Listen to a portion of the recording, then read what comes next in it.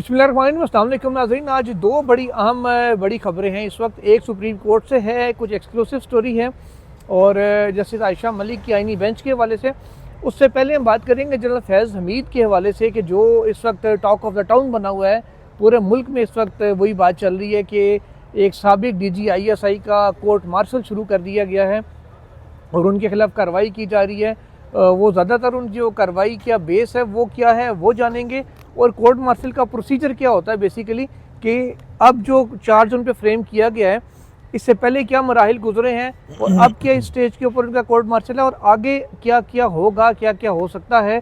जैसा कि आपको पता है कि मियां अली इशफाक साहब जो इमरान रियाज खान के भी वकील थे और कई और सहाफ़ियों के वो वकील रह चुके हैं जो ज़ेर अताब रहे हैं, उन तमाम के वकालत वो करते रहे। अब वो जनरल फैज़ हमीद की भी वकालत करेंगे। मोहम्मद इमरान साहब सीनियर डिफेंस रिपोर्टर हैं, एक दिहाई से बल्कि 2 दिहाइयों का ऑलमोस्ट तजर्बा है इनका डिफेंस रिपोर्टिंग का।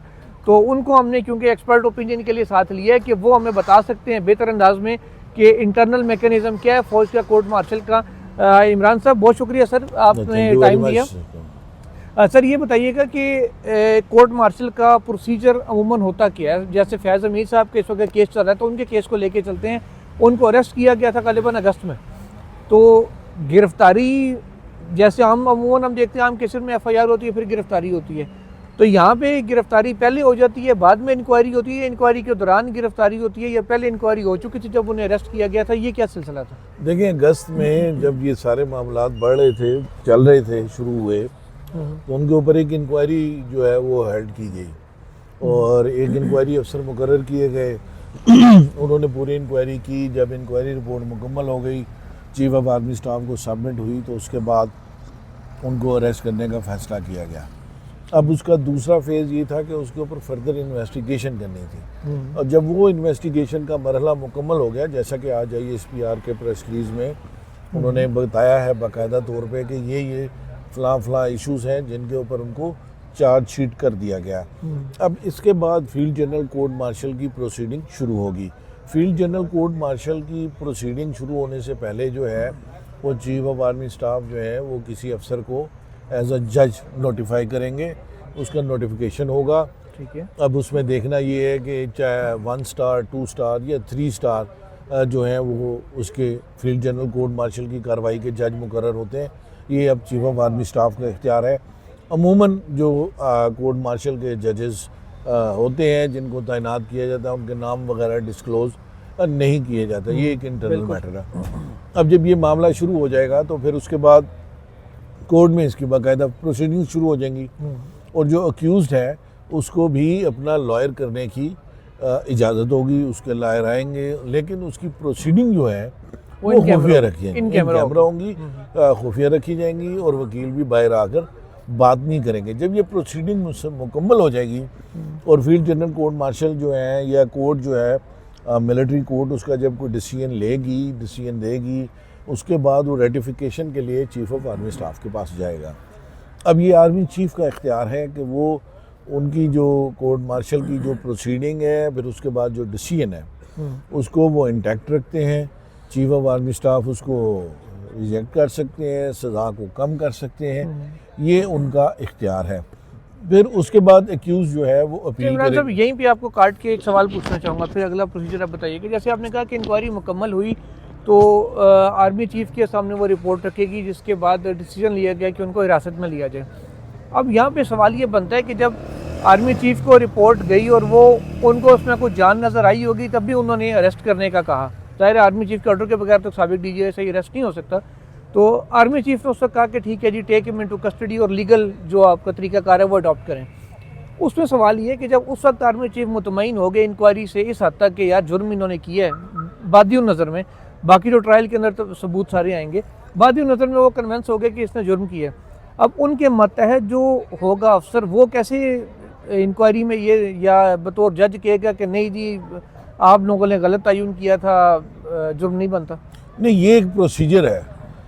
जो जब एक ऑफिसर है और एक ऐसा ऑफिसर जो कि DG ISI रहा, 2 कोर कमांड्स की DGC रहा, GOC पुन्नु आकल रहा, और उसके बाद उसके ऊपर एक इंक्वायरी हेल्ड की गई और उसके बाद चीफ ने फैसला किया। ये एक आर्मी का एक प्रोसीजर है ठीक है। कि अगर सज़ा देनी है किसी को भी तो वो फील्ड जनरल कोर्ट मार्शल ने देनी है। आर्मी चीफ का इख्तियार क्या है? आर्मी चीफ का इख्तियार ये है, एक तो उसने ये डिसाइड करना है कि इसके ऊपर कोर्ट मार्शल होना चाहिए या नहीं होना चाहिए। दूसरा ये कि सज़ा कम कर सकते हैं आर्मी चीफ, रिव्यू के लिए दोबारा भेज सकते हैं और उसकी रेटिफिकेशन जो है। इसमें मुझे जो समझ आई है आपकी बात से वो ये आई है कि आर्मी चीफ का ये कहना है कि इसका कोर्ट मार्शल बनता है या किया जाए, या जज अपॉइंट करना, वो जो जज होता है उसको इन्फ्लुएंस नहीं करता, वो जज इंडिपेंडेंटली अपने सवाइद दे के फैसला करता होता है। जी बिल्कुल, जज जो है कि वो उसको पता है कि खाली एक प्रोसीजरल लिया जो वहाँ से अप्रूवल होके आया है, जज इंडिपेंडेंटली करता है क्योंकि उसको नोटिफिकेशन हो चुका होता है। ठीक है। और फिर ये है कि जब दूसरी साइड का वकील भी मौजूद है और वो भी अपने आर्गूमेंट दे रहा है, पूरी सफाई का मौका दिया जाता है, फिर उसके बाद ये सारा मामला जो है फैसले के बाद चीफ के पास जाता है। चीफ उसके ऊपर एक डिसीजन लेता है, लेट से तादाद उसकी सज़ा कम करनी है नहीं करनी। जैसे माजी के अंदर लेफ्टिनेंट जनरल जावेद इकबाल जिनको 15 साल 14 साल की सज़ा हुई, वो डेला वगैरह चले भी गए, लेकिन बाद में आके चीफ ऑफ आर्मी स्टाफ ने उसको माफ़ कर दिया सज़ा को, ये वो सारा। तो ये इख्तियार उस चीफ ऑफ आर्मी स्टाफ के पास है। अब इस प्रोसीजर के तहत अगर फ़र्ज़ करें सज़ा हो जाती है और चीफ ऑफ आर्मी स्टाफ उसको रेटिफाई कर देते हैं, उसके बाद एक्यूज़ के पास जो है वो एक और फोरम है कि वो उसको अपील कर सकता है। वो अपील जो है चीफ ऑफ आर्मी स्टाफ को अपनी अपील भेज सकता है, जिसको आप मर्सी पिटीशन कह सकते हैं, जिसको आप रिव्यू के वाले से उसको आप कोई भी नाम दे सकते हैं। अच्छा, अगर वो भी रिजेक्ट हो जाती है तो फिर ऑब्वियसली जो दूसरे आपका जो कानूनी रास्ते हैं, मसलन फिर ये हाई कोर्ट में आ जाता है केस, हाई कोर्ट से फिर होता हुआ सुप्रीम कोर्ट में, ज़ाहिर है फाइनल डिसीजन वहाँ पे होना है। तो पहली बात तो ये है। दूसरी इम्पॉर्टेंट बात ये है कि तवील अरसे से लोग ये समझ रहे थे कि शायद फील्ड जनरल कोर्ट मार्शल की प्रोसीडिंग शुरू हो गई है। हाँ जी, हर रोज़ हम मुख्तलिफ नाम यहाँ सियासी पत्रकारों को, तजियाकारों को कुछ कह रहा था ये बरामद हो गया, कुछ कह रहे थे वो बरामद हो गया, कुछ कह रहे थे वो बरामद हो गया। अच्छा, अब उसमें हुआ ये है कि आज जाके ये बात बड़ी वाज़ेह हो गई कि अभी प्रोसीडिंग शुरू होनी है। अच्छा, इसमें दूसरी अहम बात क्या है, पहले केसेस थे वो एक हाउसिंग सोसाइटी वाले इख्तियारात का नाजायज़ इस्तेमाल और पॉलिटिकल जो है वो आप उसको क्या कहेंगे, पोस्ट रिटायर, पहले प्रेस रिलीज में पोस्ट रिटायरमेंट एक्टिविटीज, ठीक है। लेकिन आज जो प्रेस रिलीज आया है उसमें दो चीज़ें मज़ीद इंक्लूड की गई। एक उसमें जो है वो ऑफिशियल सीक्रेट एक्ट, उसकी वायलेशन के हवाले से बात की गई है, तो वो भी है केस। अच्छा, दूसरा 9 मई के वाक़े का जिक्र किया गया है। हाँ जी। और फिर दूसरा पॉलिटिकल, उसके पॉलिटिकल फेवर का भी हवाले से बात की गई है ना, तो लिहाजा वो अब एक और सेपरेट है। ठीक है। अब उसकी लिहाजा से एक इन्वेस्टिगेशन होगी। अब उसका क्या लिखा प्रेस रिलीज में कि उसकी अलग से इंक्वायरी शुरू कर दी गई है। अब अगर उसके अंदर कोई सब्सटेंशियल एविडेंस आएगा तो फिर उसकी लिहाजा से कार्रवाई शुरू होगी। अच्छा, वो अलग कोर्ट मार्शल होगा या अलग? हाँ, वो उसकी ज़ाहिर है, अभी उसकी इंक्वायरी शुरू हो रही है। अभी उसकी दूसरे का जो है वो अभी उसकी शुरू हो रही है इसके ऊपर। अब कहा गया, अब इसकी ज़ाहिर है इन्वेस्टिगेशन मुकम्मल होगी ना। पहले जो एलिगेशंस थे उनके ऊपर चार्जशीट कर दिया गया है, ठीक है। अब दूसरे के ऊपर उसकी इन्वेस्टिगेशन मुकम्मल होगी तो फिर उसके बाद देखेंगे कि वो इसी फील्ड जनरल कोर्ट मार्शल की कोर्ट में आएगा या उसके अलहदा प्रोसीडिंग होगी। तो मैं ये समझता हूँ कि ये एक बड़ा इम्पोर्टेंट और अहम चीज़ है जिसको समझने की ज़रूरत है कि सिर्फ एक केस की बात नहीं है, मल्टीपल चीज़ें हैं जो जनरल फैज़ के हवाले से सामने आ रही हैं। अच्छा, तो ये जो पोस्ट रिटायरमेंट पॉलिटिकल एफिलिएशन कह लें या बेसिकली सीधे लफ्ज़ों में कहें तो 9 मई का जिक्र अब प्रेस रिलीज़ में आ गया है कि जी 9 मई के पीछे भी बाज़ लोग कहते हैं कि जी हाथ इनका था। अच्छा, कुछ लोगों ने सोशल मीडिया पे ये भी दावा किया हुआ है कि जो इमरान खान की मुसर्रत जमशेद चीमा को नैब ऑफिस से कॉल लीक हुई थी, रिकॉर्डेड कॉल लीक हुई थी, उसमें वो कह रहे हैं कि जी आज़म सवाती से रब्ता करें, तो आज़म सवाती जनरल फैज़ मीर का कोड वर्ड था। बाज़ लोग ये भी दावे करते नज़र आ रहे हैं। तो ये चीज़ें भी इंक्वायरी का हिस्सा बनेंगी। और फिर फैसल वावडा साहब ने आज इस खबर के बाद बोल न्यूज़ पे भी और एयर वाई पे भी मैं सुन रहा था उनको, वो कह रहे थे कि फैज़ हमीद ने गवाही भी दे दी है और मवाद भी सारा दे दिया, तो कैसे हो सकता है अब इमरान खान साहब इसकी जद में ना आए? देखें, अभी तो ये सारी हेयर एंड से है, ठीक है, कि उन्होंने गवाही भी दे दी, किसी ने कुछ कहा कि आज ये हो गया, लोगों ने तो उनका अपना बहुत सारे चीज़ें डाल दी थी ना, ये भी उधर, ये भी उधर, ये भी उधर। लेकिन बात ये है कि जो चीज़ एट दी एंड प्रिवेल करेगी वो तो है सब्सटेंशियल एविडेंस। वो दोनों साइडों को उनको अपनी सफाई में बताना पड़ेगा। जो दूसरी कोर्ट में जो दूसरे लॉयर होंगे वो भी ज़ाहिर है बताएंगे। अब उस तरफ इंक्वायरी मुकम्मल हो चुकी है, इन्वेस्टिगेशन मुकम्मल हो चुकी है। उस मुकम्मल होने के बाद आगे कोर्ट मार्शल की प्रोसीडिंग्स क्या होती हैं, उसके अंदर वो एविडेंस जो है वो जो दिए जा रहे हैं वो मतलब उसको उनकी सेहत क्या है कि वो एविडेंस इतने सब्सटेंशियल हैं कि उसकी बुनियाद पर सज़ा दी जा सकती है कि नहीं दी जा सकती। अमूमन जो सज़ा जो एविडेंस दिए जाते हैं वो प्रिवेल तो करते हैं, उसके बगैर तो आप कर नहीं सकते। He is a former lieutenant general, कोई ऐसी बात नहीं है। इदारा खुद इस हवाले से मेरा ख्याल है बहुत मुताद होगा कि उनके साबिक डीजीआई से जो हसास तरीन होता है उसके हवाले से कोई भी चीज़ बात करने से पहले या कोई वो खुद बहुत सोचेंगे कि पूरे इदारे के ऊपर बिल्कुल बिल्कुल। तो लिहाजा मैं ये समझता हूँ कि जब से अगस्त से लेके ऑनवर्ड अब तक ना स्पेकुलेशन ज़्यादा हुई हैं, जो अब जाके कोई एक इस केस की आपको वो कोई शक्ल नजर आना शुरू हुई कि ट्रायल का आगाज होगा अभी होगा इस ट्रायल का आगाज। जी सही। तो ये तो नाज़रीन ये मामला थे, स्पेकुलेशंस क्या क्या हो चुकी थी अब तक। किसी ने कोई जजेस को मैनेज करने का केस डाल दिया था अपनी ख्वाहिश के मुताबिक, किसी ने क्या डाल दिया था। बिलाखिर जो इंटरनल मैकेनिज़्म, हमने पहले भी वीडियोस में बात कही है कि आर्मी का अपना इंटरनल मैकेनिज़्म है, इंटरनल उनकी इंक्वायरीज हुई जिसके बाद जो चीज़ सामने उन्होंने लानी थी वो ले आए हैं कि इन चार्जेस के ऊपर तहकीकात हो रही हैं, इन चार्जेस के ऊपर मुकम्मल होकर चार्जशीट फ्रेम कर दी गई है। अब मियां अली इशफाक साहब को उन्होंने हायर किया है एज अ वकील। मीर साहब ने, ये तो ज़ाहिर है आप बता सकते हैं। हाँ, ताज़ा खबर ये है, साकिब बशीर साहब ने ये बात ट्वीट की है कि ख्वाजा हारिस साहब का भी नाम आ रहा था। वैसे तो नाम आ रहा था, और ख्वाजा हारिस साहब उनकी वकालत कर चुके हैं पहले शौकत अली सिद्दीकी केस में। इस वक्त ख्वाजा हारिस साहब क्योंकि वजारत दिफा के वकील हैं फौजी अदालतों वाले मामले में सुप्रीम कोर्ट में, तो मेरा ख्याल है वो कन्फ्लिक्ट ऑफ इंटरेस्ट में शायद वो एक तरफ वजारत दिफा के वकील हो, दूसरी तरफ वो उसी वजारत में एक मुल्जिम के वकील बने हुए हो, तो मेरा ख्याल है वो सही इस चक्कर में वो शायद ना आए। और दूसरा ख्वाजा हारिस साहब के स्टमक में बड़ा प्रॉब्लम है। अच्छा, आज वो सुप्रीम कोर्ट डिस्ट्रीब्यूशन नहीं है, उन्होंने आज की और कल का टाइम मांगा, वो थर्सडे को वो अपीयर होने का उन्होंने कहा है कि मैं इंशाल्लाह ठीक हो गया अपीयर हो जाऊँगा। बतौर सुप्रीम कोर्ट रिपोर्टर आप इतने अरसे से कर भी रहे हैं, ज़ाहिर आप मुख्तलिफ वकला के बारे में जानते भी हैं, उनकी एक्सपर्टीज़, उनकी कैपेबिलिटीज़, तो आप क्या समझते हैं मियां इशफाक साहब इज़ द राइट चॉइस? वैसे मेरा ज़ाती ख्याल है कि किसी सीनियर को ज़्यादा वो हायर कर लेते ना, जो फौजदारी का भी एक्सपर्ट होता, या कम से कम जैसे ख्वाजा हारिस साहब का आपने नाम लिया है, मखदूम अली खान साहब हो जाते, वो इस किस्म की अगर कोई चॉइस होती उस लेवल की, सीनियर लेवल की, तो मेरा ख्याल है वो it would have been a good option. लेकिन वो उन्होंने अगर हायर किया है तो ज़ाहिर है वो उनको मुनासिब लगा होगा, कोई बेहतर लगा होगा, या उनका कोई फ्रैंकनेस लेवल ऐसा होगा कि उनको वो खुल के सारी बात बता सकें, तो ये होगा। एक आखिरी सवाल जो बहुत से लोगों के जहन में भी आया होगा, कई लोगों ने पूछा भी है मुझसे, मैं तो फील्ड नहीं है इसलिए मुझे पता नहीं है, कि नॉर्मली होता है कि जब कोई शख्स गिरफ्तार होता है उसको थाने में रखा जाता है, ठीक है। अब 3 स्टार जनरल साबिक DGISI ये अरेस्ट हुए हैं, तो क्या ये भी किसी जेल में है? और अगर इन केस इनको सज़ा हो जाती है तो वो आर्मी की तहवील में ही रहेंगे या उनको अडियाला जेल शिफ्ट करा के उनकी सज़ा वहाँ पूरी कराई जाएगी? नहीं, अडियाला जेल में ही शिफ्ट होंगे तो वो पूरी अगर सज़ा हो। हाँ, जैसे जावेद इकबाल, लेफ्टिनेंट जनरल जावेद इकबाल जो थे वो वहीं पे गए थे, ठीक है, एट दी एंड। और इनका जो रैंक्स के हिसाब से जब तक आपके ऊपर इल्ज़ाम साबित नहीं हो जाता उस वक्त तक वो उसके रैंक के हिसाब से उसको क्वार्टर गार्ड के अंदर जो है वो रखा जाता है। उसका एक अपना उनका एक तरीक़ाकार है, उसकी एक अपनी टर्म्स है, उसके मुताबिक वो तो नॉर्मली ऐसा नहीं होता जैसे कि थाने शाने में ये इस टाइप की कोई जगह नहीं होती, थोड़ी सी बेहतर जगह होती है। ऑब्वियसली जाहिर है जब तक मुल्जिम है, जब तक जुर्म साबित नहीं हुआ तब तक तो वो राइट है। ये तो बहरहाल चलिए अच्छी बात है कि अगर वो प्रॉपर इज़्ज़त एहतराम से रखा है। हम तो कहते हैं कि ये थानों में भी इज़्ज़त एहतराम से रखा जाना चाहिए। पुलिस वाले जिस तरीके रिपब्लिक के साथ करते हैं तो उनको भी थोड़ा सा सोचना चाहिए कि जब तक जुर्म साबित नहीं हुआ हम भी किसी को मुजरिम ना तस्वर करें।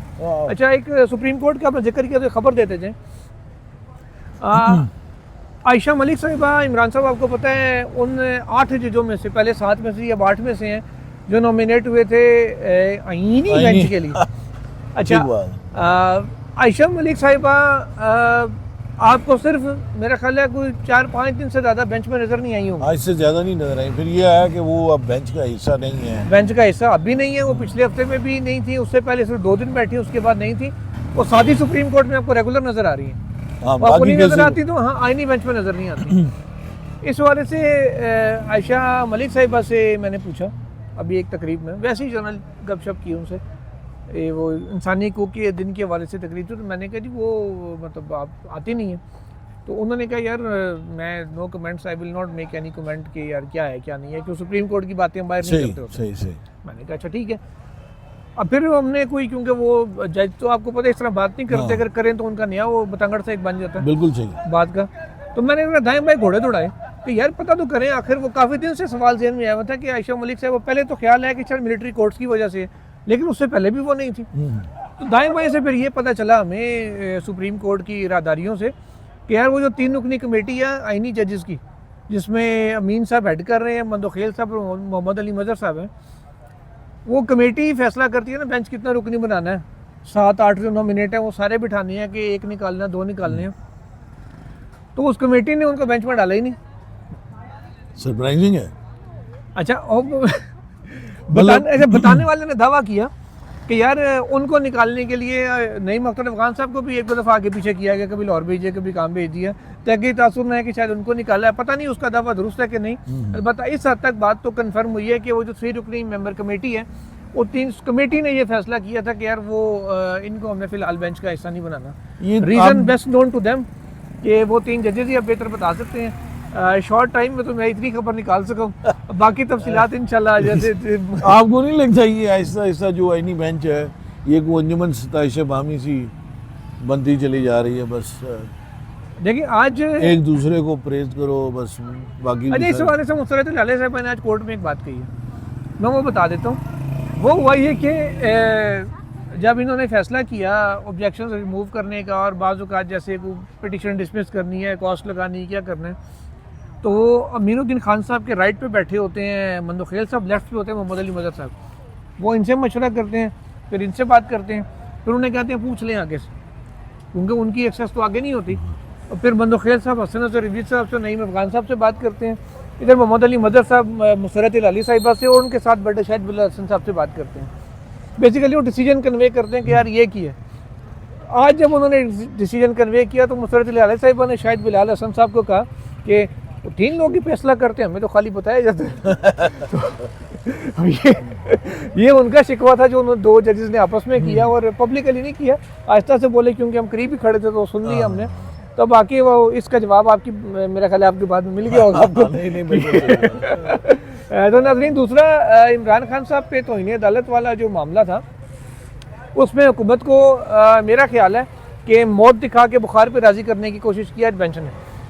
सीधी बात है, बेंच का मूड नहीं था तो इन्हें अदालत में इमरान खान साहब को प्रोसीड करने का। ठीक है। उन्होंने कहा जी पुराना मैटर हो गया, आप चलाना चाह रहे हैं, छोड़े इसको, अब क्या रखा है।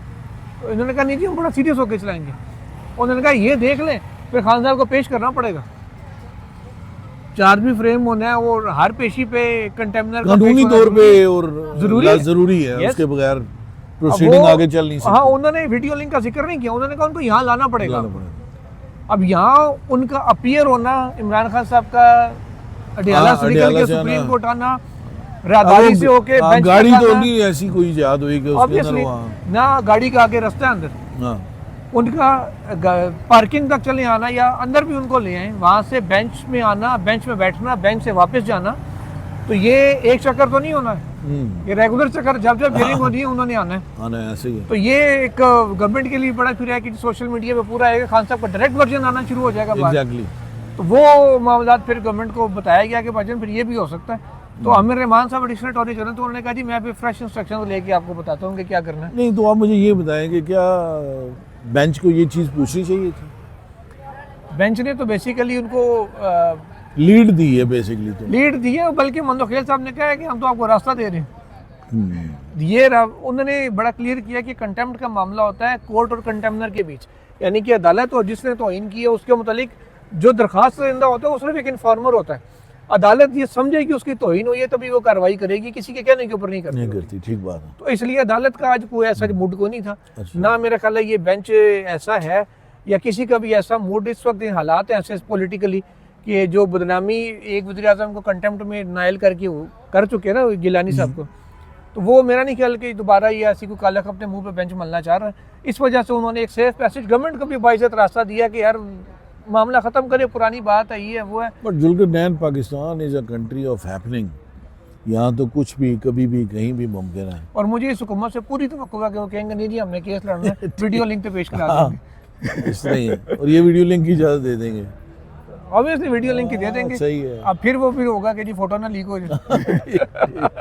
चलो देखते हैं नाज़रीन क्या बनता है। इमरान साहब आपका बहुत शुक्रिया, Thank you very आज much, आपने बहुत शुक्रिया टाइम आपका। दिया। अल्लाह हाफिज़।